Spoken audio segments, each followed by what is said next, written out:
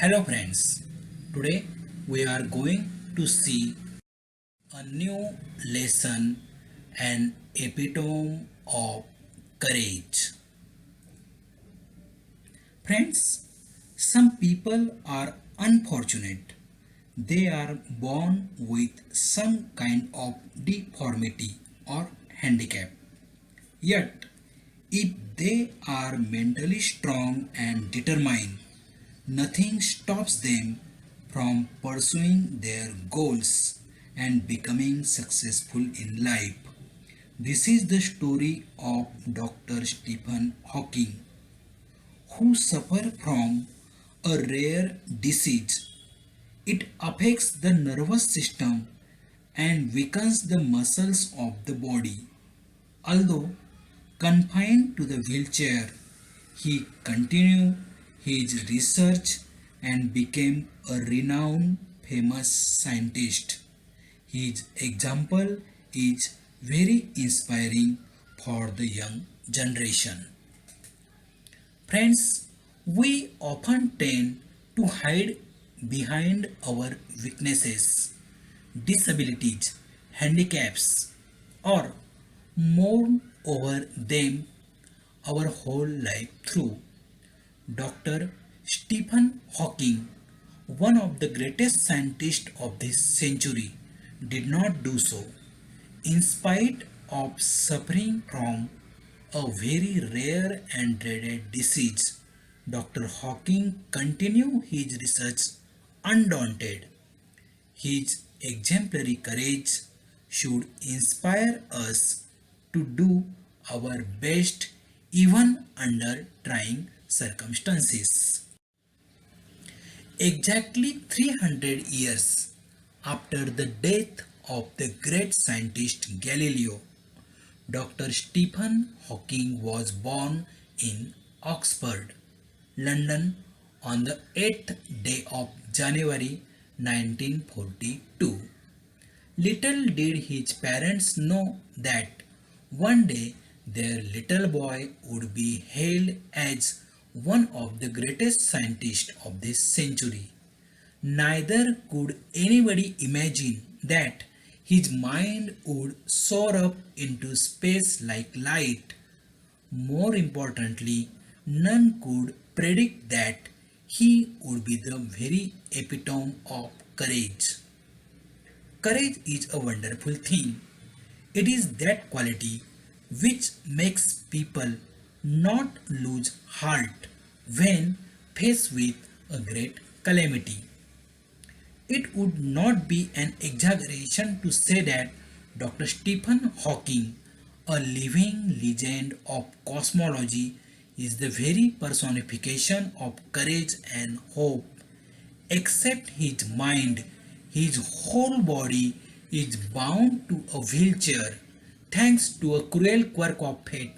Yet he is one of the greatest scientists of this century.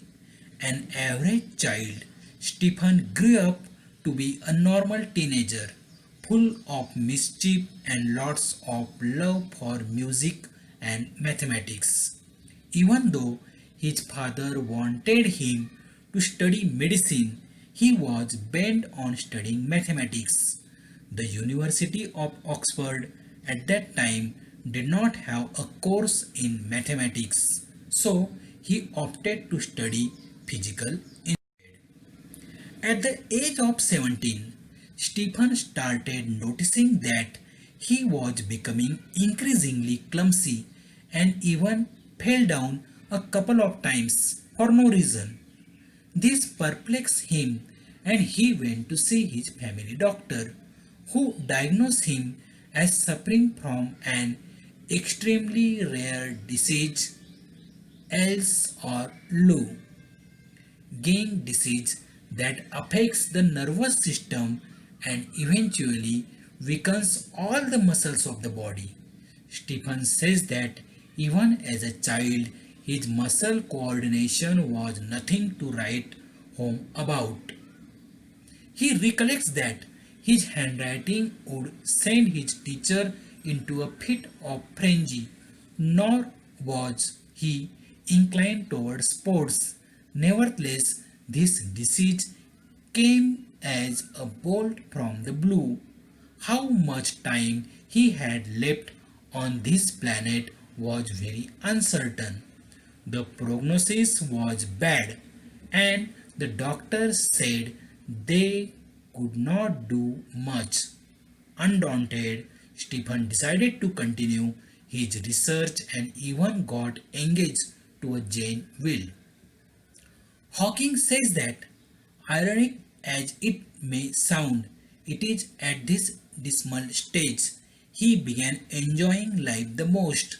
This, he says, was because he started living life for the moment and continue his doctoral research work with renewed vigor. In the meanwhile, the disease worked its way into Stephen's body and left him disabled.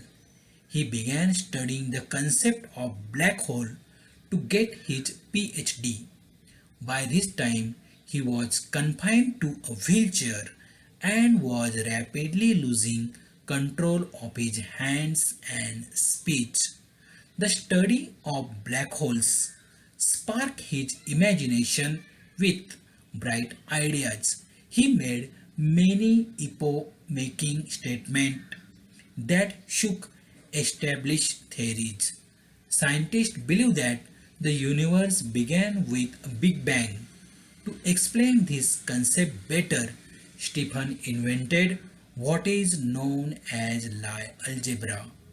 Though confined to a wheelchair with no control over his body save a finger and with a computer to help him express his thoughts, Dr. Hawking is an unauthority or profound subjects of science.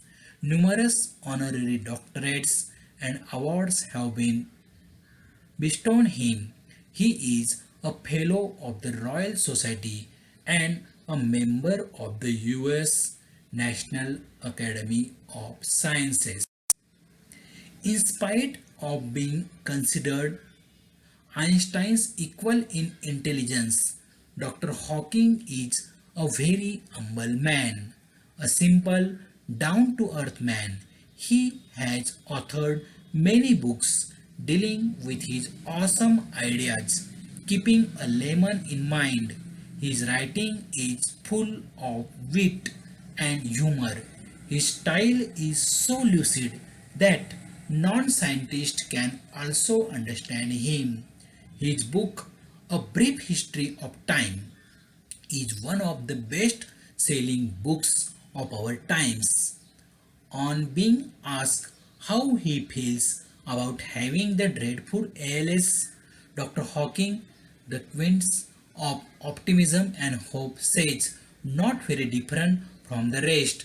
I try and lead as normal a life as possible and not think about my condition or regret the things it prevents me from doing, which are not many.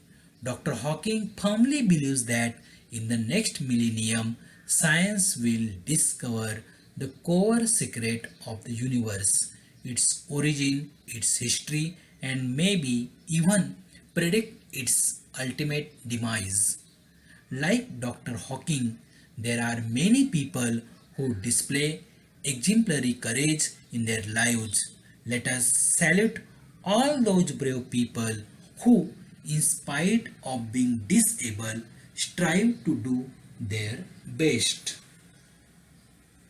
मित्रांनो, काही दुर्दैवी व्यक्ती एखादे व्यंग घेऊन जन्माला येतात, परंतु जे मनाने खंबीर असतात ते आपल्या अपंगत्वावर मात करून आपले ध्येय गाठण्यात यशस्वी होत असतात.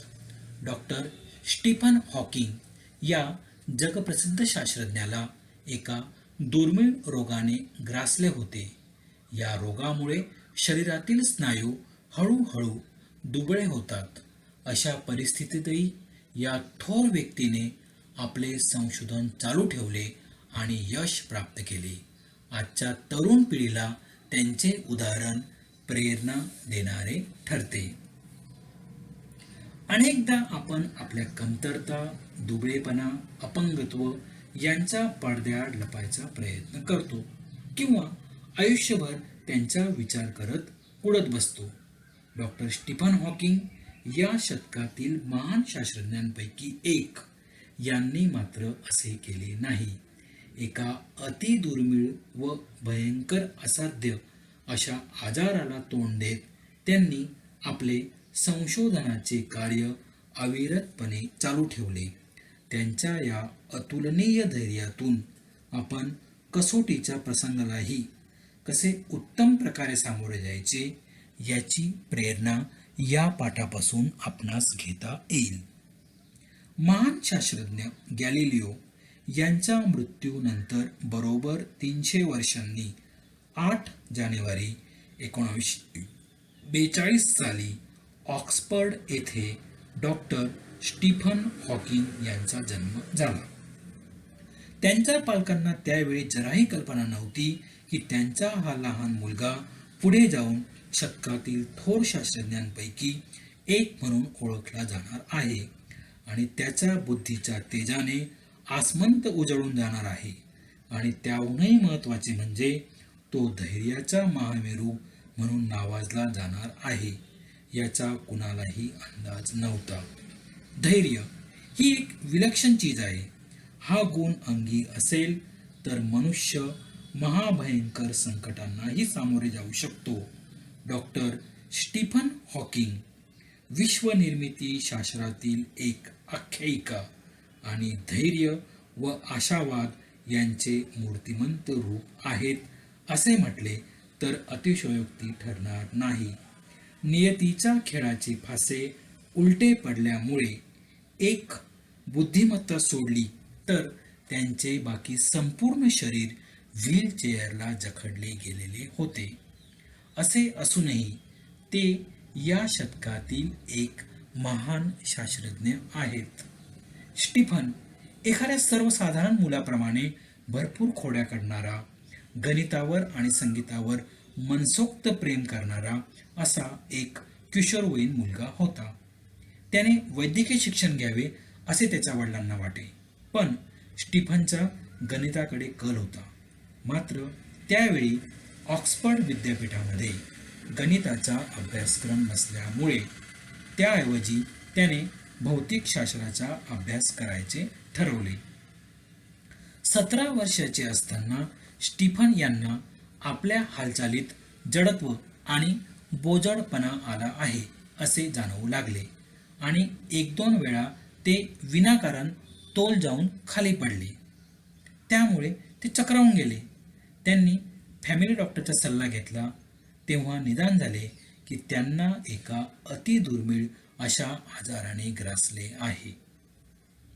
ALS किंवा LOU गेविक्स डिसीज नावाचा या आजारात मज्जासंस्थेवर परिणाम होतो आणि अखेरीस शरीरातील सर्व स्नायू कमकुवत आणि शिथिल होतात. स्टीफन म्हणतात की लहानपणी त्यांच्या स्नायूंचा समन्वय काही फारसा चांगला नव्हता. त्यांचे शिक्षकही त्यांच्या हस्ताक्षरामुळे त्रस्त व्हायचे अशी आठवण स्टीफन आपणास सांगतात. तसेच त्यांना खेळामध्ये रुची नव्हती. असे असले तरी ही आजाराची बातमी त्यांना हादरवून टाकणारी होती. या भूतलावर ते किती काळ राहणार होते याची काही शाश्वती नव्हती. रोगाचे पूर्वनिदान खूप वाईट होते आणि डॉक्टरांच्या म्हणण्यानुसार फार काही करता येण्यासारखे नव्हते. तरीही खचून न जाता स्टीफनने आपले संशोधन चालू ठेवायचे ठरवले आणि जेन वाईल्ड नावाच्या मुलीशी त्यांचा वागनिश्चय झाला. एंगेजमेंट झाली. ऐकायला उपरोधिक वाटेल, पण हॉकिंग म्हणतात की याच उद्वेगजनक परिस्थितीत ते जीवनाचा सर्वाधिक आनंद घेऊ लागले. याचे कारण त्यांनी या क्षणापुरते जगायला सुरुवात केली होती आणि डॉक्टरकीचे संशोधन ही नव्या जोमाने सुरुवात केली होती. दरम्यानच्या काळात आजाराने हळूहळू स्टीफनच्या शरीराचा ताबा घेण्यास सुरुवात केली आणि त्यांना बऱ्यापैकी अपंगत्व आले. PhD साठी त्यांनी कृष्णविवर ब्लॅक होल्स या संकल्पनेचा अभ्यास करायला सुरुवात केली. आता ते व्हीलचेअरच्या मदतीने वावरू शकत होते. त्यांचे हातांचे आणि वाणीवरचे नियंत्रण झपाट्याने कमी होऊ लागले होते. कृष्णविवरांच्या अभ्यासाने त्यांच्या कल्पनाशक्तीला नवकल्पनांचे घुमारे फुटले. त्यांनी केलेल्या अनेक युगप्रवर्तक विधानांनी आधी सिद्ध झालेल्या सिद्धांतांना हादरवून टाकले. शास्त्रज्ञांच्या मते या विश्वाची निर्मिती एक प्रचंड विस्फोट होऊन झालेली आहे. ही संकल्पना अधिक चांगल्या प्रकारे स्पष्ट करण्यासाठी स्टीफनने लाय अल्जेब्रा याचा शोध लावला. शरीरावरचे नियंत्रण गेल्यामुळे ते व्हीलचेअरला जखडले गेले असले तरी संगणकाच्या मदतीने ते त्यांचे विचार व्यवस्थित मांडू शकत होते. डॉक्टर हॉकिंग विज्ञानातील गहन अशा विषयांमध्ये अधिकारी व्यक्ती आहेत.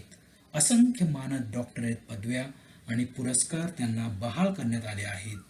द रॉयल सोसायटीचे ते फेलो आहेत आणि US नॅशनल अकॅडमी ऑफ सायन्सचे ते सदस्य आहेत. बुद्धिमत्तेच्या बाबतीत आइन्स्टाईनच्या तुलनेचे समजले जात असूनही डॉक्टर हॉकिंग अतिशय विनयशील आहेत. साध्या व विनम्र अशा या माणसाने आपल्या अफाट कल्पना सामान्य लोकांना देखील समजतील अशा सोप्या भाषेत अनेक पुस्तकांच्या रूपात मांडल्या आहेत. त्यांचे लिखाण अतिशय विनोदी आणि मार्मिक असते. त्यांच्या सुबक लेखनशैलीमुळे शास्त्रज्ञ किंवा विज्ञान तज्ज्ञ नसलेल्या लोकांनाही ते सहज समजते. काळाचा संक्षिप्त इतिहास हे त्यांचे पुस्तक या काळातल्या सर्वाधिक खपांच्या पुस्तकापैकी एक आहे.